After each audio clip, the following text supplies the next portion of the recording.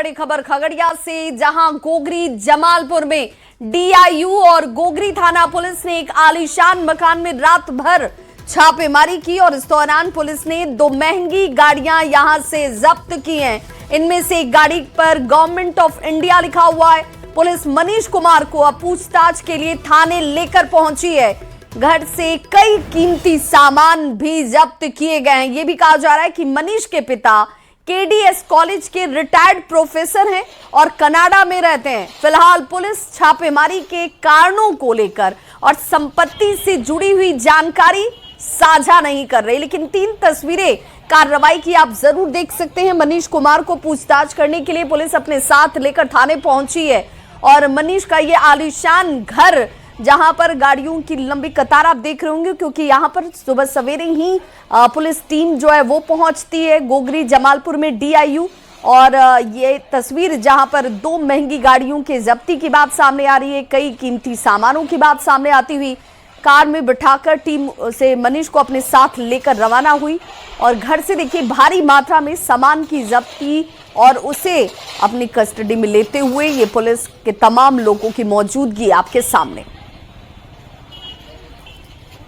और संवाददाता दिग्विजय हमारे साथ इस खबर पर ज्यादा जानकारी के साथ जुड़ गए। दिग्विजय, सुबह की ये कार्रवाई, अभी तक किसी तरह की कोई जानकारी सामने आ पाई कि आखिर क्या कुछ मिला?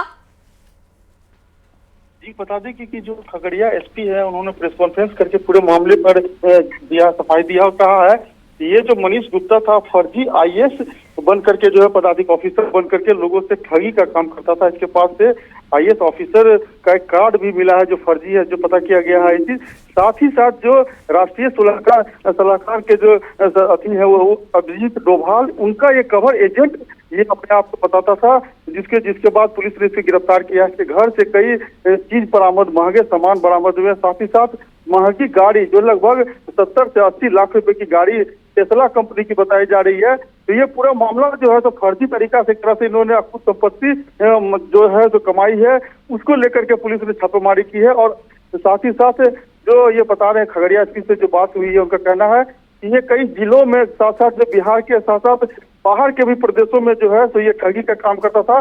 फर्जी रूप से आईएएस ऑफिसर बना करके लोगों को धौंस देता था। लेकिन सवाल तो ये कि एक शख्स जो अपने आप को आईएएस बता रहा हो, इसके मतलब इसकी जो पहुंच होगी वो कई स्तरों पर रही होगी, लेकिन इसकी भनक किसी को कैसे नहीं लगी? खगड़िया एसपी भी इस बात को ये मान रहे हैं कि 10 से 12 साल से जो है ये लगभग इस तरह का करता था।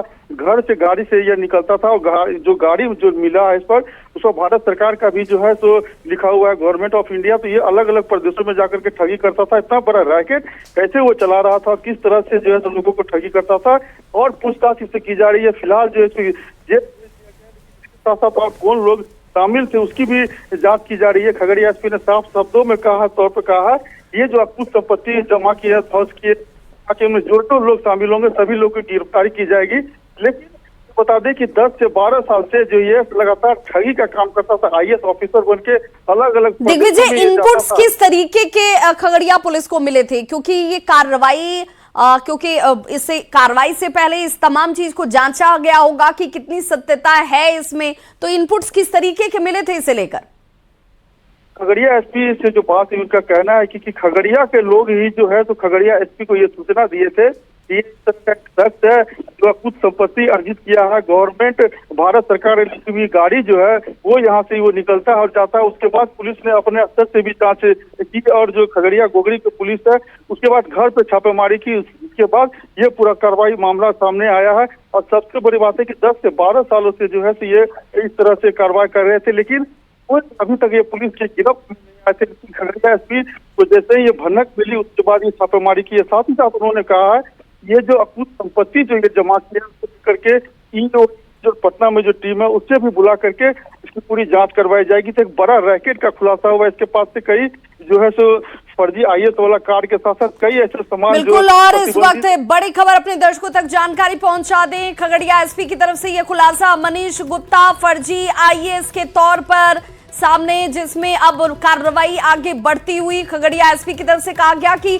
1-2 साल से नहीं, तकरीबन 10 से 12 साल से ये शख्स फर्जी तरीके से आईएएस बनकर गाड़ी पर भारत सरकार का नेम प्लेट लगाकर ये लोगों से किस रूप में ठगी कर रहा था कि इसकी अकूत संपत्ति का अंदाजा आप इस रूप में लगाइए कि एक आलीशान मकान जिसकी तस्वीर आप देख पा रहे होंगे खगड़िया में बनाई जाती है और ये संपत्ति सिर्फ बिहार के खगड़िया में ही नहीं है।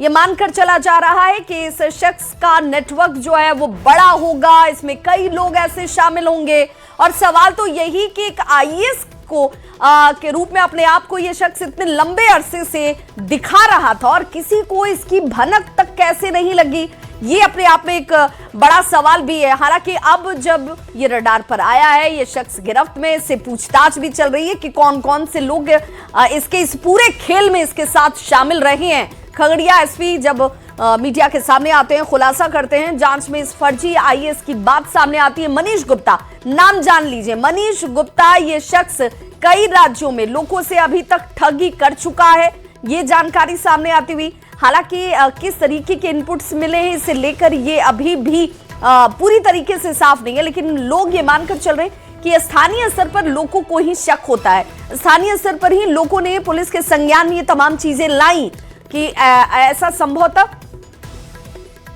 और खगड़िया एसपी ने क्या कुछ कहा है, सबसे पहले जरा वो सुन लीजिए।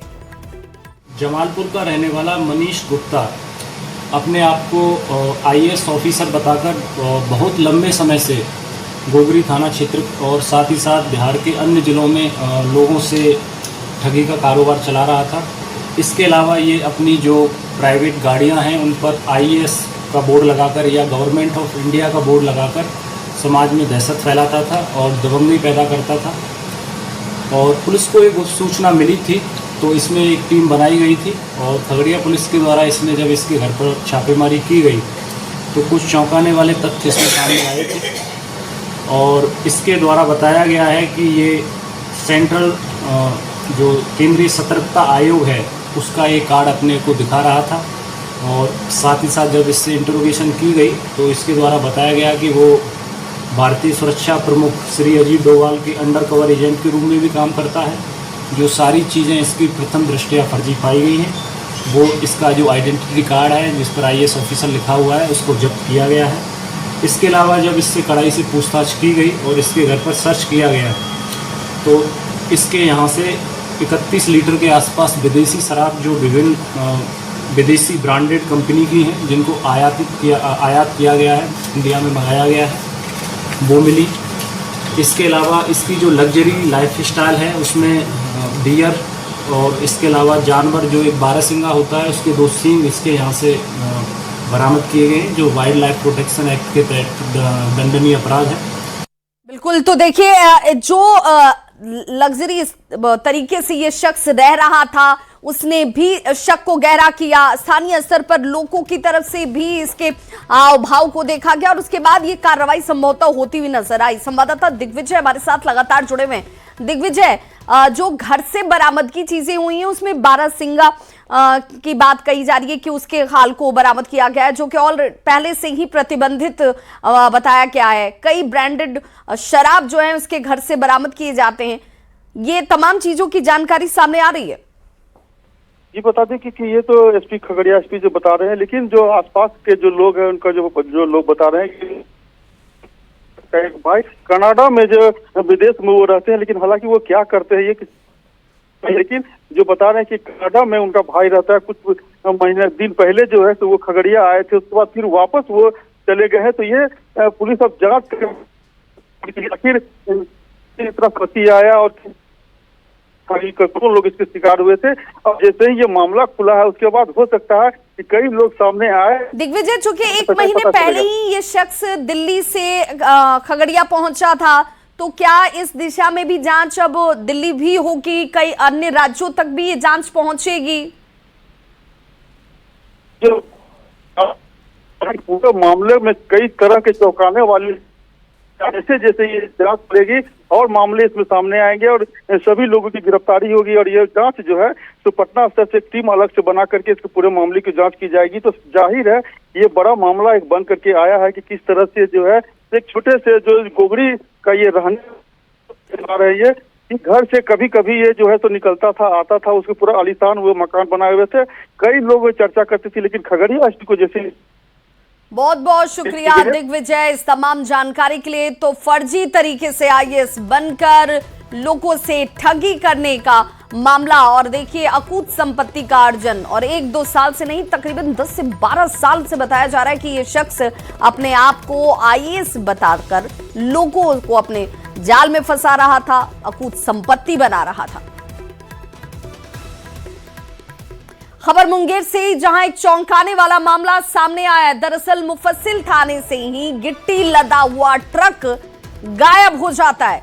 रहस्यमय तरीके से इस जब्त ट्रक के गायब होने के बाद से सीधे तौर पर अब सवाल खड़े हो रहे हैं कि आखिर ये हो क्या रहा है। पुलिस महकमे में हड़कंप मच गया। एसपी सैयद इमरान मसूद ने इसे बहुत गंभीर लापरवाही मानते हुए जांच टीम का गठन तो जरूर कर दिया। मुख्यालय डीएसपी के नेतृत्व में टीम को 3 दिनों का वक्त दिया गया है। इस 3 दिनों के अंदर जांच रिपोर्ट सौंपनी होगी।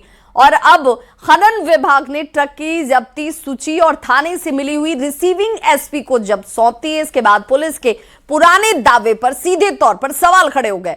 एसपी ने दोषी पुलिसकर्मियों पर कार्रवाई की बात कही है। दरअसल खनन विभाग ने 3 जुलाई को ही गिट्टी लदा एक ट्रक जब्त कर मुफस्सिल थाने के सुपुर्द कर दिया था। खनन निरीक्षक मोहम्मद अरमान ने ट्रक की जब्ती सूची थाने को सौंपी भी थी।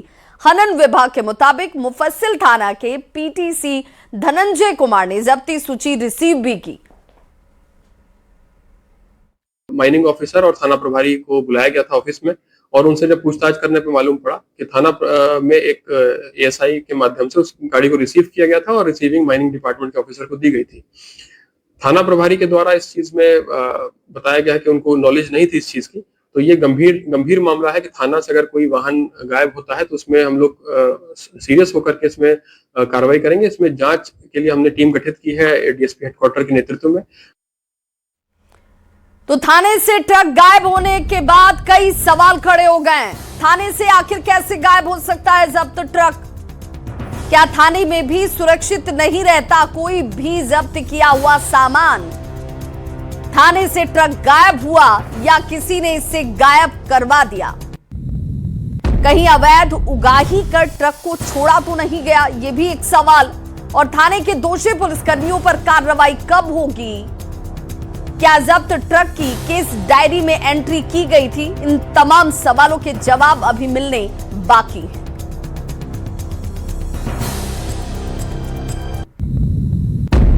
बड़ी खबर मधुबनी से, जहां तेज रफ्तार का कहर देखने को मिला है। बेनीपट्टी थाना क्षेत्र के बेनीपट्टी अरेर मुख्य मार्ग पर तेज रफ्तार का 4 पहिया वाहन ने मॉर्निंग वॉक कर रही 3 महिलाओं को कुचल दिया और हादसे में तीनों की ही मौके पर मौत हो गई। मृतकों की पहचान अरेर थाना क्षेत्र के नवटोली गांव निवासी रीता देवी, किरण देवी और फूलदाई देवी के तौर पर हुई है। स्थानीय लोगों के मुताबिक तीनों महिलाएं सुबह सुबह रोड के किनारे मॉर्निंग वॉक कर रही थी और इसी दौरान अरेर की तरफ से तेज रफ्तार में आ रही 4 पहिया वाहन ने इन्हें अपनी चपेट में लिया। घटना के बाद मौके पर अफरा तफरी मच गई। आक्रोशित ग्रामीणों ने सड़क जाम कर दिया और वाहन चालक की गिरफ्तारी के साथ सड़क पर तेज रफ्तार वाहनों पर नियंत्रण की मांग शुरू कर दी गई। सूचना मिलने के बाद पुलिस मौके पर पहुंची और लोगों को समझाने का प्रयास जो है वो शुरू किया गया। सारा कुछ प्रशासन का मालूम है, कौन सा गाड़ी है, किसका है, किसी का अफसर का गाड़ी।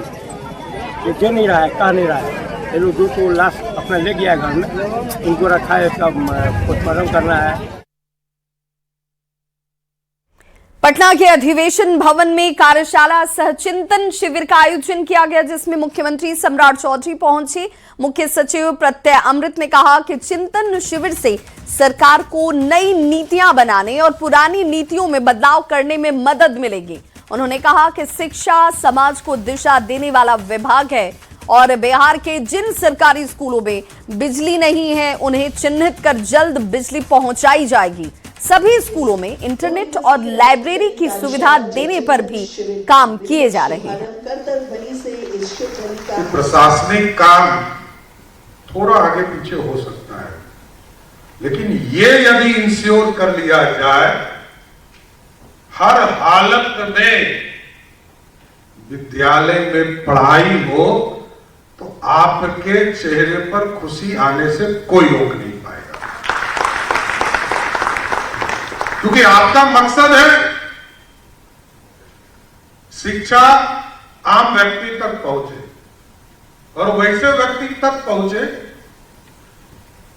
जो निर्धन है, जिसके पास व्यवस्था नहीं है। कि हम मॉडल स्कूल भी बनाएंगे, सरस्वती विद्या निकेतन की पूरी संरचना को भी बनाएंगे। इसके साथ साथ हम लेटेस्ट टेक्नोलॉजी से बच्चों को पढ़ाना भी, हम टीचर की चिंता करने लगते हैं। इसलिए मैंने कहा कि टीचर की चिंता सरकार को नहीं करना है, सरकार उनकी नियुक्ति तक करती है। सरकार का दायित्व था, उनको नियुक्त कर दिया, उनकी पोस्टिंग्स आप देखें, पोस्टिंग कहीं भी हो इससे कोई फर्क नहीं पड़ता है। फर्क ये पड़ता है कि वो पढ़ाने जा रहे हैं कि नहीं जा रहे हैं। चूंकि हमारे 38 जिले हैं और भिन्न भिन्न प्रकार के पदाधिकारी हैं, लेकिन जब तक सबकी सोच एक नहीं होगी और सबके द्वारा किए गए काम के लिए हम अगर समयबद्ध अपने कार्यक्रम नहीं बनाएंगे तो हम आगे नहीं बढ़ सकते। और इसीलिए ये 2 दिवसीय चिंतन शिविर है और इस शिविर के माध्यम से बहुत सारे अमृत निकलेंगे, जिसके माध्यम से हम आगे बढ़ेंगे। और साथ ही साथ माननीय मुख्यमंत्री जी ने 2 और घोषणाएं की हैं कि राज्य स्तर पर शिक्षा विभाग के लिए एक परामर्शदात्री समिति बनाई जाएगी जो समय समय पर शिक्षा विभाग को परामर्श देगी। और ये भी बहुत अच्छा कदम है, इसके लिए मैं माननीय मुख्यमंत्री जी का हृदय से आभार व्यक्त करता हूं। और नित्य नए नवाचार के माध्यम से हम आगे बढ़ेंगे। पंचायती राज मंत्री दीपक प्रकाश 2 दिवसीय दौरे पर पूर्णिया पहुंचे। प्रेस वार्ता में उन्होंने कहा कि पंचायतों के परिसीमन का काम तेजी से चल रहा है। परिसीमन पूरा होने के बाद पंचायत चुनाव होंगे। हालांकि चुनाव कराना निर्वाचन आयोग के अधिकार क्षेत्र में है। उन्होंने ये जरूर कहा कि जमीन की कमी से कुछ जगह पंचायत सरकार भवन बनाने में परेशानी हो रही है और लाहा में भवन निर्माण में गड़बड़ी मिली है। दोषी अधिकारियों और संवेदकों पर इसे लेकर कड़ी कार्रवाई की जाएगी। परिसीमन का काम चल रहा है। परिसीमन का काम निर्वाचन आयोग के निर्देशन में होना है। टाइमलाइन कमिट करना मेरे लिए तो संभव नहीं होगा, विभाग के लिए संभव नहीं होगा, क्योंकि निर्वाचन आयोग को करना है। लेकिन विभाग की तरफ से जो भी सहयोग दिए जाने की जरूरत है निर्वाचन आयोग को, तमाम सहयोग दिए जा रहे हैं। पूरी कोशिश रहेगी कि जल्द से जल्द इसको पूरा किया जाए। आगामी पंचायत चुनाव जो होगा क्या परिसीमन में होगा? जी, परिसीमन के बाद होना है, परिसीमन के बाद होगा। और चूंकि चुनाव का काम भी निर्वाचन आयोग को ही करना है, तो इसमें विभाग के तौर पर इसमें भी टाइमलाइन कमिट करना मुश्किल होगा। लेकिन हर संभव कोशिश की जाएगी कि जल्द से जल्द परिसीमन का काम हो, जल्द से जल्द चुनाव हो। भागलपुर से खबर, जहां पथ निर्माण मंत्री शैलेंद्र ने ट्रक एसोसिएशन और विभागीय अधिकारियों के साथ बैठक की है। कहलगांव के NH 80 पर कुआं पुल बंद होने से पिछले 6 दिन से वाहनों का परिचालन यहां प्रभावित है।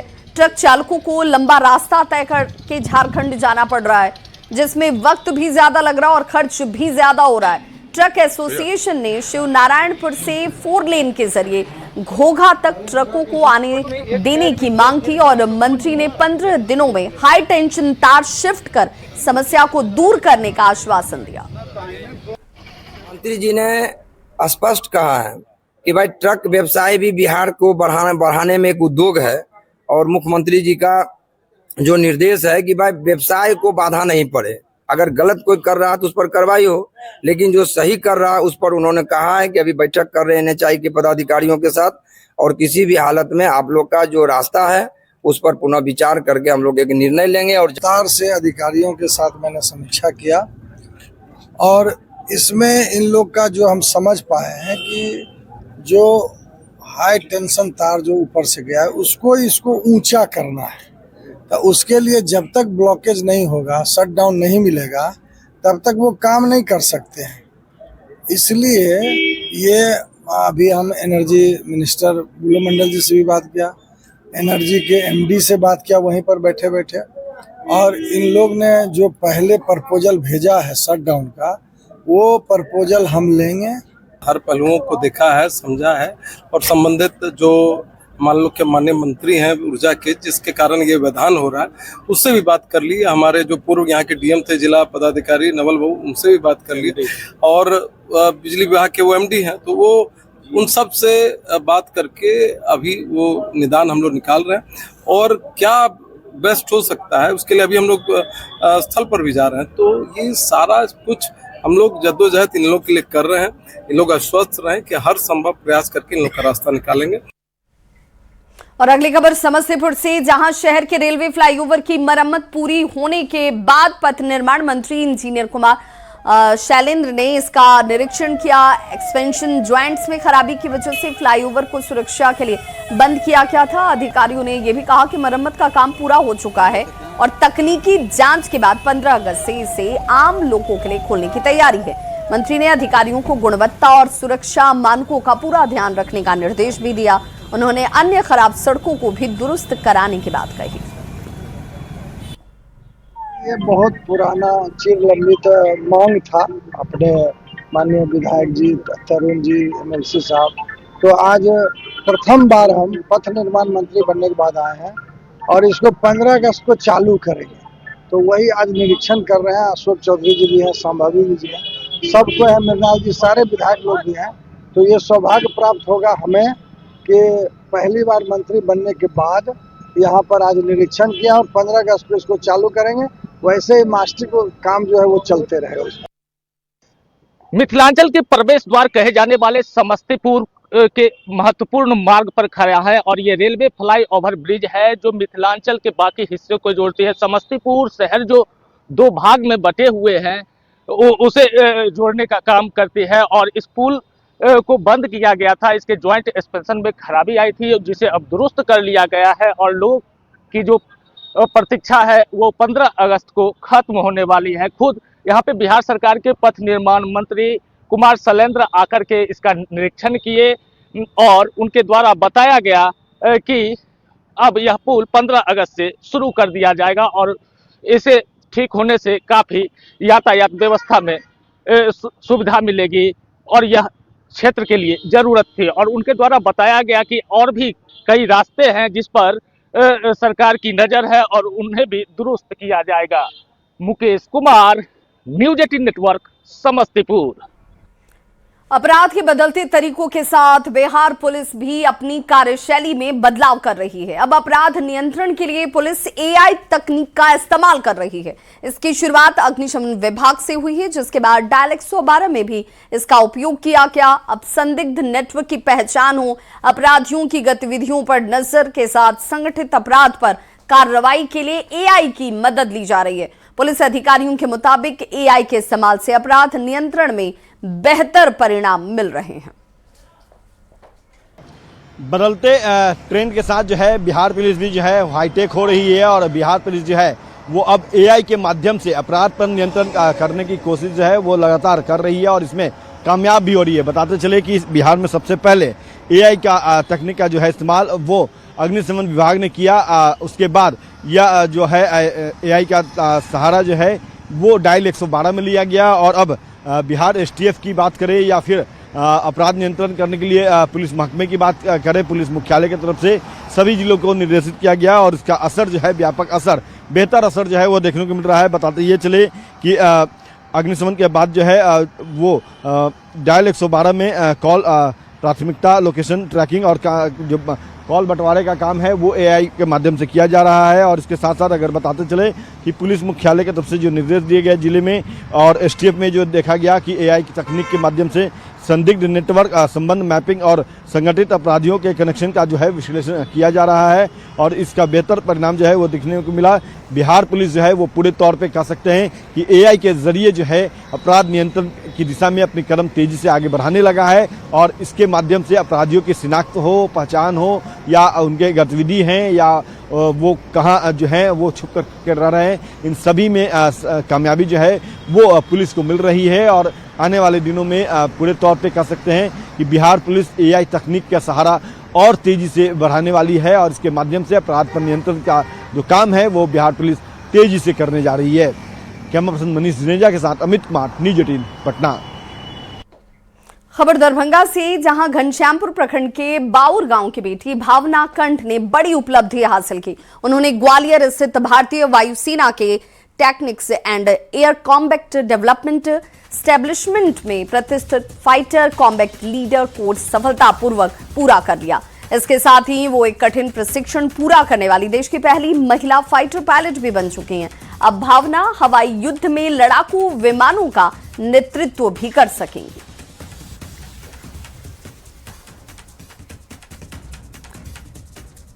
तो भावना जो है उनकी तरफ से यहाँ पर ये उपलब्धि हासिल की गई और अब सभी उस पर गर्व कर रहे हैं। नेपाल में लगातार हो रही बारिश का असर भी देखने को मिल रहा है, जिसमें मोतिहारी में ये असर साफ नजर आया। जिले के सिकरहना की बात करें, गंडक की बात करें, तियर की बात करें या सिरवा, कई छोटी बड़ी नदियों के जलस्तर में लगातार से वृद्धि दर्ज की जा रही है। नदी के किनारे रहने वाले लोगों की परेशानी इस वजह से बढ़ चुकी है। कई इलाकों में किसान की फसल जो है वो बाढ़ के पानी में डूब गए हैं। जलस्तर बढ़ने से आने वाले दिनों में बाढ़ और आर्थिक संकट का खतरा बढ़ गया है। प्रशासन ने विशेष तैयारी की मांग की है। सब दिया था तो नुकसान ना भइल, सब नुकसान हो गल। आदमी कथी खाई है, न सब बाढ़ आ गए, न सब दह गए। बोल ना कथी कथी दहल बा? सब धान कथी कथी मकई रोपायर लोग सब दह गए। अब कैसे होई? अब कैसे होई? अब सरकार देश जब निखाई सब हर साल बाढ़ आवे, हर साल आवे। तो अपना भी